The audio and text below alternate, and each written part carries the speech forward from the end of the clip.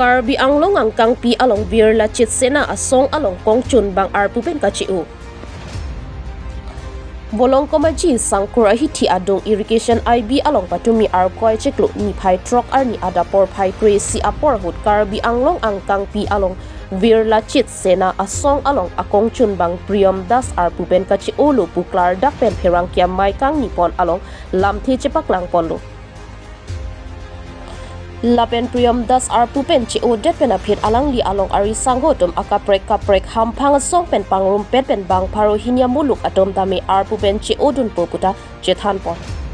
Lapen alang li tum lamthi chepaklang pon ateng pen ki non kachari bom BJP party mati CM Dr. Tuliram Ronghanga sorkar phan ki claim kidam kimi sen ke thek long pen si non ki bang jia por hut ki prabjin pen BJP party along labang paro hinya muluk atom sitame chepa okdun poputa লামথি থান পাচিনি পম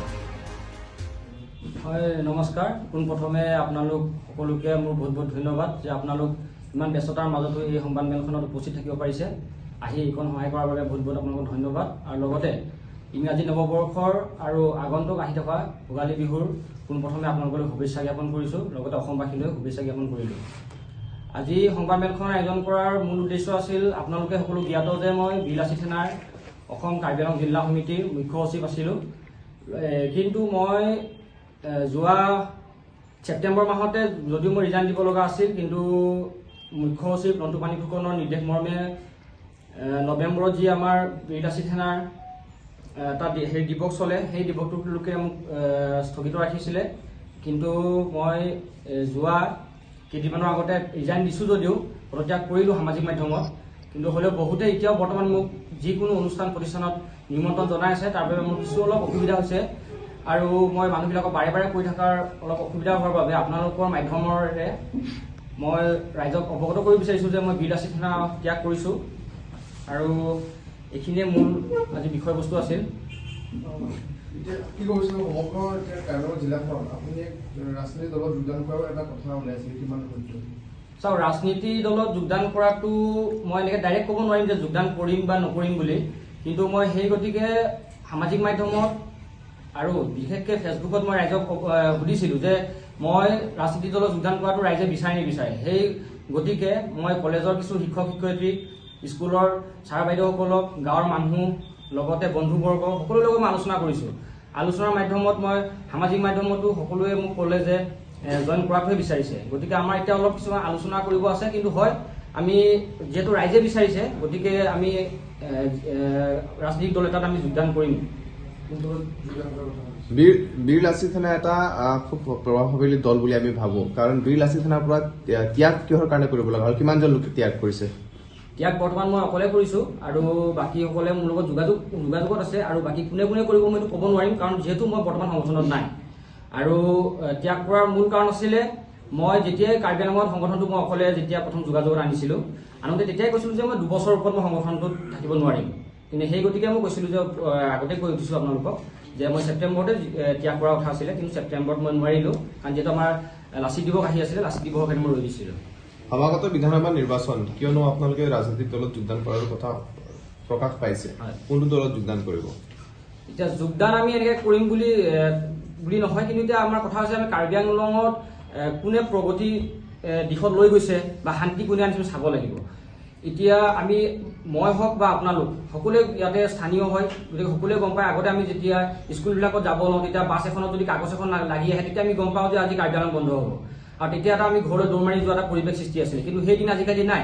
গতিকে সেই দিনটো কোনে আনিছে তাক চাব লাগিব তাক আমি সেইকাৰণে আমি আগুৱাই লৈ যাব লাগিব আৰু তাৰ কাৰণে আমাৰ এটা টিম গঠন কৰিছোঁ প্ৰায় আমাৰ 150 বা 200 ভিতৰত আছে আমি এইখন চৰকাৰক আমি সহায় কৰিম বুলি নহয় আমি কোনোবা যদি NGO এটাও আহে যদি কয় বোলে কাৰ্বি আংলংখন আমি আগুৱাই লৈ যাম আমি তেখেতসকলকো সহায় সহযোগ আমি আগবঢ়াম সব বীৰ লাচিত থানাৰ সদস্যই নে নহয় অন্য আছে বিলাসী থানা মই 2 বছৰে কৰিম বুলি মই আগতীয়াকৈ কৈ থৈছিলোঁ হয় সবে তেৰুকানে বিলাসী থানা থাকিব 2 বছৰ পিছত ওলাই যাব নহয় এইটো আছে নেকি নাই এইটো মোৰ ব্যক্তিগত কাৰণ আছিলে মই তেতিয়াই কৈছোঁ যে মই 2 বছৰ মানে কৰিম যিহেতু মই আগতেও আপোনাৰ ছাত্ৰ সংগঠনৰ লগত জড়িত আছিলোঁ আৰু মই ভাবোঁ যে মানুহে এটা ডেকা বয়সৰ লোকে এটা সংগঠনত থাকিব লাগে একে বুঢ়া বয়সৰ লোকে যে মই কৰিয়ে থাকিম বা বেলেগক নহয় নহয় এইটো মোৰ সিদ্ধান্ত আছে নেকি কিবা? নাই নাই এইটো মোৰ ব্যক্তিগত কাৰণ আছিলে মই তেতিয়াই কৈছিলোঁ যে মই 2 বছৰ মানে কৰিম যিহেতু মই আগতেও আপোনাৰ ছাত্ৰ সংগঠনৰ লগত জড়িত আছিলোঁ আৰু মই ভাবোঁ যে মানুহে এটা ডেকা বয়সলৈকে এটা সংগঠনত থাকিব লাগে একে বুঢ়া বয়সলৈকে যে মই কৰিয়ে থাকিম বা বেলেগক স্থান নিদিম সেইটো হ'ব নালাগে মোৰ চিন্তাধাৰা তেনেকুৱা আছিলে গতিকে মই পদত্যাগ কৰিছোঁ ব্যক্তিগত অসুবিধাটো এতিয়া ৰাজনৈতিকত প্ৰৱেশ কৰা হ'ব নেকি? নহয় নহয় সেইটোৱে বুজাইছে এতিয়া যে তেনেকুৱা ৰাজনৈতিক দলত যাব পাৰোঁ নাযাবও পাৰোঁ। হয় নহয় তেনেকৈ এতিয়া নহয় মই যেনেকৈ এটা ক'ব বিচাৰিছোঁ ধৰক আমি ৰাজনীতি দলত সোমাম যে আমি যে ইলেকশ্যন খেলিম তেনেকুৱা ধৰণৰ কোনো কথা নাই আমি হৈছোঁ আমাৰ কাৰ্বি আংলং অঞ্চলৰ বিষয়ে আমিহে বুজিব কাৰ্বি আংলঙত থকা মানুহখিনি গতিকে অন্য জিলাৰ মানুহখিনিয়ে হয়তো ইয়াৰ অনুভৱ নকৰিব গতিকে আমি যিটো অনুভৱ কৰিছোঁ আমি যেনেকৈ চৰকাৰখনে বস্তুটো আগুৱাই লৈ গৈছে আমি সহায় দিলে আগবঢ়াম তাত আপুনি যিটো কৈছে এইমাত্ৰ যে উন্নয়নৰ দিশত কোনে কাম কৰিছে এতিয়া চৰকাৰখন হয়, বিজেপিৰ হয়, চলি হয়, আছে হয়। উন্নয়নটো বিজেপিয়ে হয়, কৰি আছে হয়। যদি কৰবাত কৰিছে হয় হয় উন্নয়ন বিজেপিয়ে হয়। কৰি আছে গতিকে বিজেপিত জইন কৰিব বুলি ইংগিতটো দিছে হয় হয় কিয় এতিয়া বীৰ লাচিত সেনাৰ স্থিতিটো কেনেকুৱা কাৰ্বি আংলঙত? স্থিতিটো কি হৈ আছে বৰ্তমান আমি চেণ্ট্ৰেল কমিটি মাতা হৈছিলে ইয়াত কিছুমান আমাৰ খেলো চলি আছিলে কিন্তু চেণ্ট্ৰেল কমিটি বৰ্তমানলৈকে অহা নাই এতিয়া কেতিয়া আহে মই যিহেতু পদত্যাগ কৰিলোঁ গতিকে এই বিষয়ত মই ইমান অৱগত নহয় মানে যোগসূত্ৰ কমি আহিছে কাৰণে আপুনি ৰাজনৈতিক দলত যাব বিচাৰিছে নেকি? নহয় নহয় মই যিহেতু ৰিজাইন দিছোঁ গতিকে যোগসূত্ৰ তাৰ এতিয়া কমাৰ কাৰণে যে মই তাত যাম সেইটো বুলি নহয় ৰেজিগনেশ্যন দিছে হয় হয় কিমানজনে দিছে? বৰ্তমান আমি দিয়াটো আপোনাৰ 50-60জনৰ ওপৰত হ'ব কি পদত আছিলে আপুনি? মই কাৰ্বি আংলং জিলাৰ মুখ্য সচিবত আছিলোঁ আৰু জিলাৰ বিষয়ে বা সভাপতি সম্পাদক জেগাতে আছে মই সম্পাদকে আছিলোঁ মুখ্য সচিবটো সম্পাদক হয় আমাৰ আছিলে আৰু বেলেগ বিষয়ববীয়া তেনেকে বেলেগ বিষয়ববীয়া আছে বহুতখিনি আছে 50-60জনীয়া দল এটা আছে, আছে। আহিছে হয়তো বিজেপিত যোগদান কৰিব পাৰে হয় হয় আৰু কিবা ক'ব? তেখেতে উন্নয়নৰ কথা কৈছে উন্নয়ন কথাটো হ'ল কি এতিয়া ধৰক আমাৰ আগতে আপোনাৰ শিক্ষিত হাৰটো চালে কাৰ্বি আংলঙত গম পোৱা যায় যে আগতে মানুহে বহুতে দুখীয়াৰ কাৰণে পঢ়িব কৰিব নোৱাৰে আৰু সেই হিচাপত মই নিজেও এজন হয় বা মোৰ বন্ধুবৰ্গখিনিও হয় আমি গ্ৰেজুৱেশ্যনলৈকে আমি ফ্ৰী পঢ়িছোঁ কৰিলোঁ সকলোৱে কমপ্লিট কৰিলে কিছুমানে চাকৰি পালে চাকৰিখিনিও নিকাকে হৈছে হস্পিটেল আহিছে সকলো ধৰণৰ সুবিধা আহিছে ৰাস্তা পদূলি বনাইছে এইখিনি আমি চাইছোঁ আৰু এটা কথা হয় যে 5 বছৰ বা 10 বছৰতে এখন জিলা অন্য জিলাৰ লগত কেতিয়াও আপুনি সমান টক্কৰত মাৰিব নোৱাৰে গতিকে সময় দিব লাগিব আৰু চব ভাবি চিনি চাইছোঁ আলোচনা কৰিছোঁ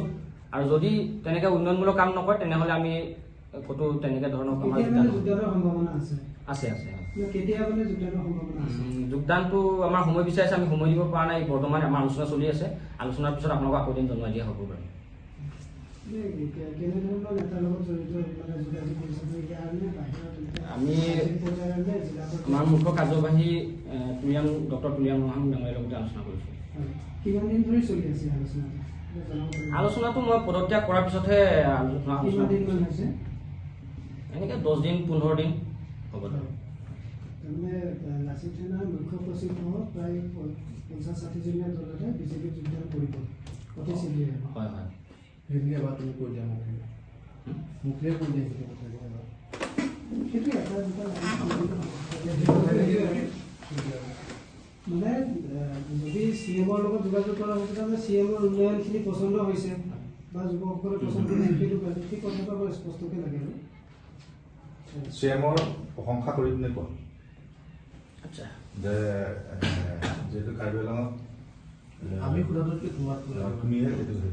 আমাৰ এটা আমি যেতিয়া CM ছাৰৰ আলোচনাত বহিছিলোঁ তেতিয়া আমাৰ কিছুমান দাবী আছিল যে আমাৰ বকলিয়াত যিহেতু যিমান শিক্ষিত যুৱক যুৱতী হ'লেও তেখেতে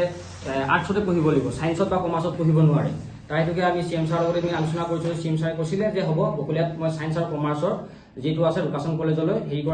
স্থাপিত কৰা হ'ব আৰু সেই গতিকে আপোনালোকে হয়তো অৱগত যে যোৱা 31 ডিচেম্বৰ দিনাখন এখন মিটিঙৰ আয়োজন হৈ গৈছিল তাতো আমি উপস্থিত আছিলোঁ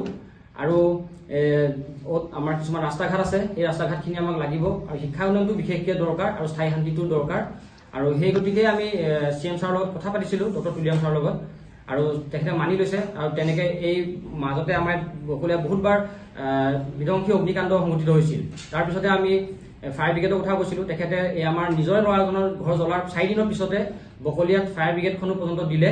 গতিকে আমি তাত নথৈ আনন্দিত হৈছোঁ আৰু আমাক সেই বস্তুখিনিয়ে লাগে উন্নয়নখিনি লাগে কেনে আমি CM ছাৰক এইটো শলাগিব লাগিব তেখেতে কাৰ্বি আংলঙত যথেষ্ট উন্নয়ন কৰিলে আগৰ দিন নাই বৰ্তমান কাৰ্বি আংলঙত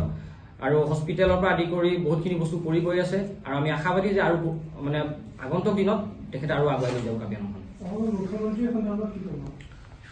মুখ্যমন্ত্ৰী ডাঙৰীয়াৰ নেতৃত্বতে ক'ব গ'লে কাৰ্বি আংলংখনো তুলিয়াম ডাঙৰীয়াই আগুৱাই লৈ গৈ আছে। এতিয়ালৈকে বৰ্তমান যিখিনি উচ্ছেদ অভিযান চলাইছে বা শিক্ষাৰ ক্ষেত্ৰত যিখিনি ছোৱালীবিলাকক সহায়তা আগবঢ়াইছে, ছাত্ৰ ছাত্ৰীসকলক ফ্ৰী এডমিশ্যন কৰিছে, যাৰ কাৰণে দুখীয়া ঘৰৰ আটাইতকৈ দৰিদ্ৰ ছাত্ৰ ছাত্ৰীসকলে পঢ়িবলৈ সুবিধাখিনি পাইছে, তাৰ কাৰণে এইখিনি ক্ষেত্ৰত মই CM ডাঙৰীয়াক CM ছাৰক ধন্যবাদ দিব লাগিব। চৰকাৰী চাকৰিও পাইছে, চৰকাৰী চাকৰি বহুতে পাইছে, মোৰ লগৰ এজনে পাইছে, বহুতে পাইছে, বিনামূলীয়াকৈ পাইছে, আপোনাৰ SI পৰ্যন্ত পাইছে, APSC পেলাই পাইছে।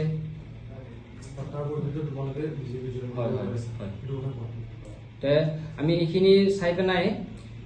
যিখিনি ভাল দেখিছোঁ, এইটো ভাল দেখি পেলাই আমি বিজেপি যোগদান কৰিবলৈ আগন্তুক দিনত বিজেপি যোগদান কৰিম বুলি আমি আগুৱাই আহিছোঁ। Bolong Komaji Ben Rovel Sony Tikatha Report, Barbie Live.